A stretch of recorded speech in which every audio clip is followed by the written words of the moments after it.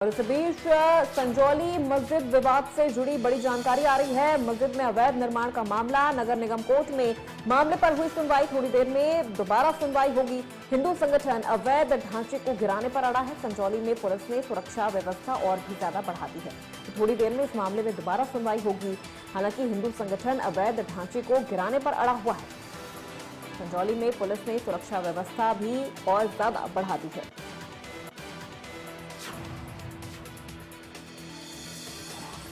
संजौली मस्जिद में अवैध निर्माण का ये पूरा मामला और उससे जुड़ी ये बड़ी अपडेट आपको बता रहे हैं। नगर निगम कोर्ट में मामले पर सुनवाई हुई है। थोड़ी देर में फिर दोबारा होगी इस मामले की सुनवाई। हिंदू संगठन अवैध ढांचे को गिराने पर अड़े हैं। इसे देखते हुए संजौली में पुलिस ने सुरक्षा व्यवस्था और भी ज्यादा बढ़ा दी है। आर्गुमेंट कब करेंगे तो हमने कहा आज ही तैयार है और आज ही करेंगे। और डिटेल्ड आर्गुमेंट हमारे उस एप्लीकेशन के ऊपर हुए हैं। और सबसे बड़ी जो अच्छी बात हुई इस एप्लीकेशन के थ्रू कि आज 15 साल के बाद आज सरकार के एडवोकेट ने भी आर्गुमेंट किया है कोर्ट के अंदर, लेकिन वो इस इलीगल और अनऑथराइज्ड कंस्ट्रक्शन के बारे में एक शब्द बोलते हैं, उसके बारे में ना बोल करके वो हम पार्टी क्यों बन रहे हैं उसका ही विरोध कर रहे थे कोर्ट के अंदर। लेकिन फिर भी हमें खुशी है कि 15 साल के बाद उन्होंने कुछ बोला है आज कोर्ट के अंदर। और आज हमने कोर्ट में जो पूरी फाइल थी, जो उसमें जितने भी ऑर्डर थे, पिछले 15 साल से क्या क्या हुआ है उस डिटेल्ड आर्गुमेंट हमने आज कोर्ट के अंदर किए हैं। जबकि 2010 का जो पहली रिपोर्ट थी जो जेई की, वो उनकी बिल्कुल सही और जेन्युइन रिपोर्ट थी।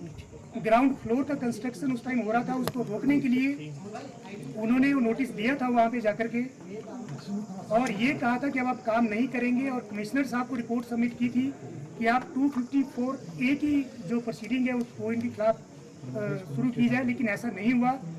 और उसके बाद जब जेई 2018 में दोबारा एक फ्रेश स्टेटस रिपोर्ट के लिए जाता है स्पॉट पे, तो वो देखता है कि मैंने ग्राउंड फ्लोर को रोकने के लिए नोटिस दिया था 254 ऑफ MC एक्ट 1994, लेकिन आज 5 स्टोरी बन गई है। तो कहने का तात्पर्य ये है कि वो कोई भी हो, लेकिन वक्फ बोर्ड का इस प्रॉपर्टी से कोई लेना देना नहीं है। वक्फ बोर्ड का इसमें कोई लेना देना नहीं है, और ना ही वक्फ बोर्ड का इस केस में पार्टी कोई नेसेसरी पार्टी ये है जिन्होंने भी इस इलीगल कंस्ट्रक्शन को किया है।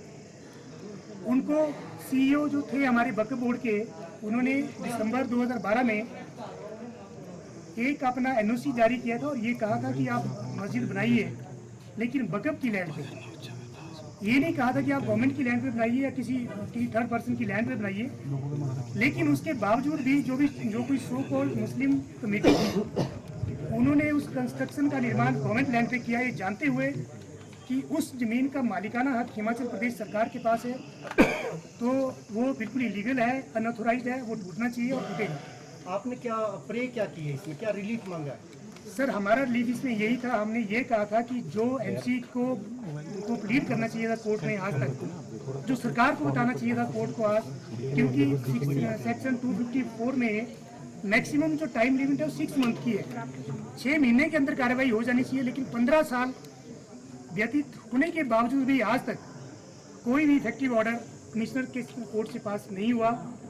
और मुझे लगता है कि कमिश्नर साहब जब कोर्ट होल्ड करते हैं तो वो जुडिशरी का एस्टेब्लिशमेंट है, ना कि स्टेट का एस्टेब्लिशमेंट है। और मुझे लगता है आज वो जुडिशरी का एस्टेब्लिशमेंट होने के नाते आज वो एप्रोप्रिएट फैसला जो है 4 बजे। और इसी खबर पे अधिक जानकारी के साथ हमारे संवाददाता रामेश्वर हमारे साथ जुड़ चुके हैं शिमला से। रामेश्वर, क्या अपडेट निकल के सामने आ रही है इस पूरे मामले को लेके? क्योंकि देखिए काफी संवेदनशील मामला है और अब तो यहाँ पर देखा जाए तो सुरक्षा व्यवस्था भी काफी ज्यादा बढ़ा दी गई है। क्या लग रहा है, कार्रवाई कहाँ तक पहुंची है? बिल्कुल जी, तरीके जो सुबह के समय जो लगभग 1.25 घंटा वहां पर बहसबाजी हुई, उसके पश्चात अब जो कहा गया है कि 4 बजे इसका निर्णय होगा। बताना चाहेंगे खासकर जो हिमाचल प्रदेश की राजधानी जो शिमला के संजौली जो अवैध मस्जिद मामले में जो शनिवार को जो नगर निगम MC आयुक्त में सुनवाई हुई थी, और आज सुनवाई में जो लोकल रेजिडेंट को इस केस में पार्टी बनाने को लेकर बहस हुई और दोनों पक्षों में करीब 1.25 घंटा बहस चली तथा इसके पश्चात यह निर्णय लिया गया कि इसकी जो नेक्स्ट पेशी है लगभग आज ही यानी कि 4 बजे होगी। कुछ ही देर के बाद यह फैसला आएगा। वहीं अगर देखा जा रहा है जो हिंदू संगठन है वो भी इस फैसले का काफी इंतजार करे, क्योंकि देखा जा रहा है कि जो हिंदू संगठन और जन संघर्ष समिति ने पहले भी कई जगह धरना प्रदर्शन किया। जन संघर्ष समिति की बात करें तो बीते दिन भी उन्होंने जो लक्ष्मी नारायण मंदिर संजौली में भी हनुमान चालीसा की ताकि सरकार की सद्बुद्धि आए और इसके अतिरिक्त अन्य क्षेत्रों में किया। वहीं अगर देखा जाए जो एमसी आयुक्त है जो भूपेंद्र अत्री है, दोपहर बाद जो 4 बजे लोकल रेजिडेंट को पार्टी बनाए जाने के बिल्कुल। अब कामेश्वर आपसे ये भी समझना चाहेंगे कि अभी जो दोबारा सुनवाई होगी, इस सुनवाई के दौरान क्या दोनों पक्ष मौजूद होंगे, दोनों पक्षों की तरफ से दलीलें रखी जाएंगी? जी बिल्कुल, बताया जा रहा है कि खासकर दोनों ही पक्ष इस दौरान भी मौजूद रहेंगे। जिस तरीके से जो अब जो ये जो 4 बजे के लिए जो लोकल रेजिडेंट को पार्टी बनाए जाने को फैसला लिया जाएगा और इसके बाद जो मामले में दोबारा सुनवाई शुरू होगी। दरअसल संजौली मस्जिद के आसपास के लोगों ने भी पिछली सुनवाई में पार्टी बनने में एप्लीकेशन दी थी और लोकल रेजिडेंट के एप्लीकेट जो जगत पाल ने कहा है कि वक्फ बोर्ड का इस प्रॉपर्टी से कुछ भी लेना देना नहीं है। तथा कथित जो मस्जिद कमेटी ने जो सरकारी जमीन पर मस्जिद बनाई है उन्होंने कहा कि मुस्लिम समुदाय खुद अवैध निर्माण तोड़ने को कह, लिहाजा अवैध हिस्से को गिराने के लिए जल्द आदेश जारी कीजिए। अगर देखा जाए जो बीते दिन जो पिछली बार जो पेशी थी उसके बाद अगले दिन आयुक्त से वो मिले थे और उन्होंने स्वयं जो नवाब शहजाद था उन्होंने स्पष्ट रूप से कहा था, इमाम शहजाद है कि अगर नगर निगम चाहता है तो इस जो 3 मंजिला है उसे या तो सील कर दे या फिर तोड़ दे। उन्होंने कहा कि हम इसके लिए सहमत है जो भी नगर निगम आदेश जारी करेगा। लेकिन जो विवाद अत्यधिक फैला था ऐसे में कहना था कि जो मुस्लिम कमेटी के लोग हैं वो भी उन्हें भी कहना था कि डर का साया है और देखा गया था हिमाचल प्रदेश में काफी जो मुस्लिम कमेटी के लोग हैं